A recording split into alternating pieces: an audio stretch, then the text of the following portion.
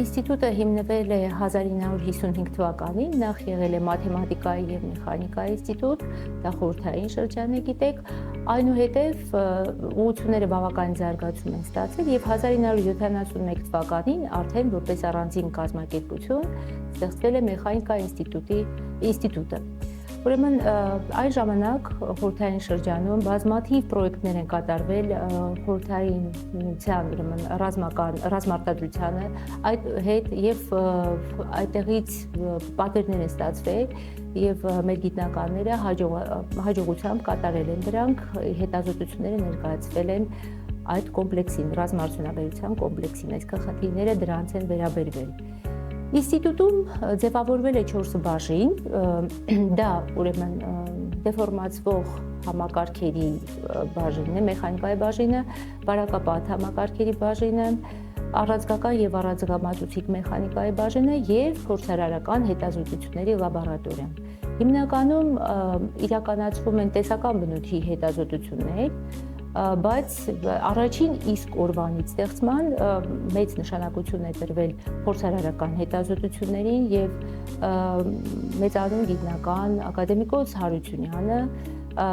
հիմնել է այստեղ այդ լաբորատորիան, որը ի սկզբանե ուսումնասիրել է բետոնի հատկությունները, այնուհետև այդ լաբորատորիան մեծ զարգացում է ստացել և այսօր արդեն ուրիշ բազմաթիվ ուղղություններ է ուսումնասիրում։ Ուրեմն փորձարարական հետազոտությունների լաբորատորիայում կա նաև գրուպների մեխանիկայով զբաղվող գիտաշխատողների խումբ և այդտեղ առաջարկվում են սուղանքավտանգ լանջերի կայունության գնահատման կիրառվող հաշվարկային բանաձևերի ճշգրտումներ, այդպիսի բաներ։ Դա շատ կարևոր է, ինչպես հայտնի է, այս վերջերս Հայաստանում ահագին կայաններ են, մի քանի կայաններ են տեղակայվել չինացիների կողմից, Չինաստանի պատվիրակություններ եկել անցյալ շաբաթ էր Գեոֆիզիկայի ինստիտուտ և այդտեղ, որտեղ տեղակայում են, նախ Հայաստանի տարածաշրջանը շատ հետաքրքիր է իրենց համար, այդտեղ, որ տեղակայում են, կա գրուպների խնդիր և այդ խնդիրներով մենք նպատակ ունենք, որ կզբաղվի մեր լաբորատորիայում աշխատող այդ խումբը։ Ինստիտուտի հիմնադրման ակունքներում եղել են ակադեմիկոս Հարությունյանը և ակադեմիկոս Համբարձումյանը։ Ակադեմիկոս Հարությունյանը զարգացրել է ժառանգականորեն անհամասեր ծերացող մարմինների սողքի տեսությունը,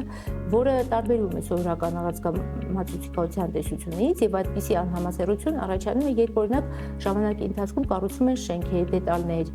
և այլ կոնստրուկցիաներ, և որոնք ունեն տարբեր տարիք։ Եվ երբ որ այդպիսի մի խնդիր է առաջանում, երբ որ առաջարկվում է այդպիսի մի նոր հատկություն ձևակերպել, նոր տեսություն տալ,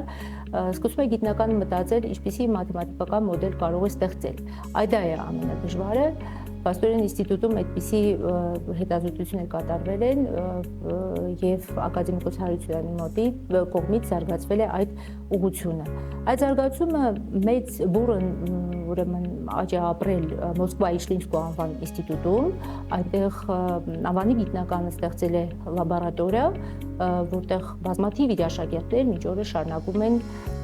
այդ գաղափարները զարգացնելը։ Ինստիտուտում գործում է մեկ բազային ծրագիր, դա հոծ միջավայրի ծրագիրն է, հոծ միջավայրի մեխանիկայի ծրագիրն է։ Հիմնական առաքելությունը այդ տեսական հետազոտությունները զարգացնելը և ինչպես նաև փորձարարական հետազոտությունները և ծառայել ի նպաստ հանրապետության արդյունաբերության, մասնավորապես ռազմաարդյունաբերության զարգացման։ Հայաստանում արդյունաբերությունը այս պահին մասնավոր սեկտորին է պատկանում, տենց այն ինչ որ մենք խոսում ենք խորհրդային շրջանի մասին, դրանք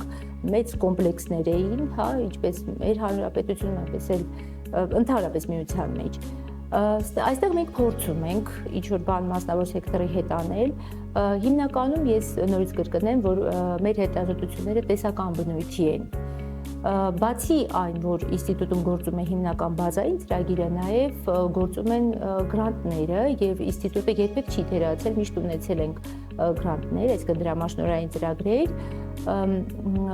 որոնց թվում նաև կան երկակի նշանակության ծրագրեր։ Այդ երկակի նշանակության ծրագրերը որոշները հենց էլի ռազմաարդյունաբերությանը վերաբերվող էին,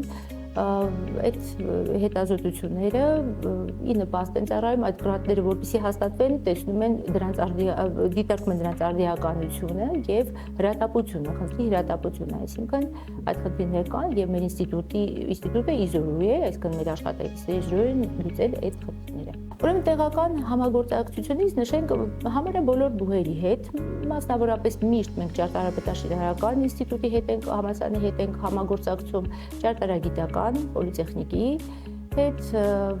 հայ-ռուսական, սլավոնական համալսարանի հետ, ԵՊՀ-ի, մեր մայր բուհի հետ, իսկ միջազգային առումով մշտապես համագործակցել ենք Ռուսաստանի Իշլինսկու անվան մեխանիկայի պրոբլեմների ինստիտուտի հետ, Իտալիայի Պավիայի համալսարանի, հիմա մենք ունենք գրանտ, որը կատարվում է, այս գրանտները վերջին, որ մենք ստացել ենք թվով 4-ը, իրենք նախատեսում էին կոլաբորատոր դրսից, այսինքն համագործակցող դրսից, եւ այդ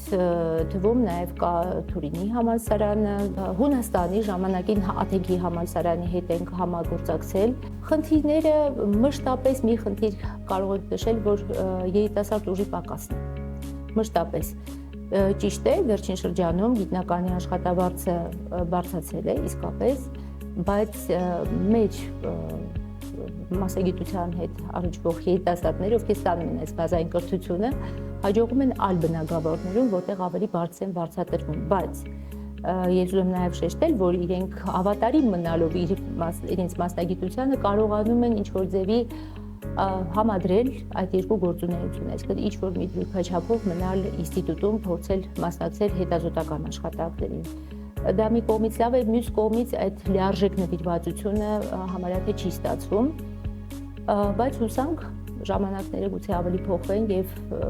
կլինեն այն նվիրալ երիտասարդները, որոնք ամբողջությամբ կնվիրվեն գիտական հետազոտություններին։ Եթե մենք համարենք, որ միջին երիտասարդը միջև 40 տարեկան է, ապա այս պահին ինստիտուտում 22-ն են, 22-ը, իսկ ընդհանուր ինստիտուտի անձնակազմը, գիտական անձնակազմը 87 հոգի։ Այ որ խոսում էի գրանտային ծրագրերի մասին, գրանտները թույլ են տալիս ներառել այդ աշխատանքներին, նույնիսկ մագիստրոսներին։ Այ վերջերս մենք անցկացնում ենք, ուրեմն գիտական պրակտիկա էր անցնում ԵՊՀ-ի կիրառական մաթեմատիկայի ֆակուլտետի ուսանողությունը այստեղ եւ թվով 81 հոգի մասնակցում էին մեր ինստիտուտի աշխատակիցների հետ այդ կոչվում է արտադրական պրակտիկա, բայց ըստ էության ուսանողները ծանոթանում էին մեր գիտական հետազոտություններին, ուղղություններին եւ ի ուրախություն մեզ մի քանիսը հայտնեցին ցանկություն մասնակցել այդ հետազոտություններին։ Անցյալ տարի էր համագործակցում էինք A-Worker, այդպիսի կազմակերպություն կա, որոնք զբաղվում են անօդաչու սարքերի, թռչող սարքերի մոդելավորմամբ եւ ոչ միայն, իրանք ունեն նաեւ հողմային այդ էներգիա ստանալու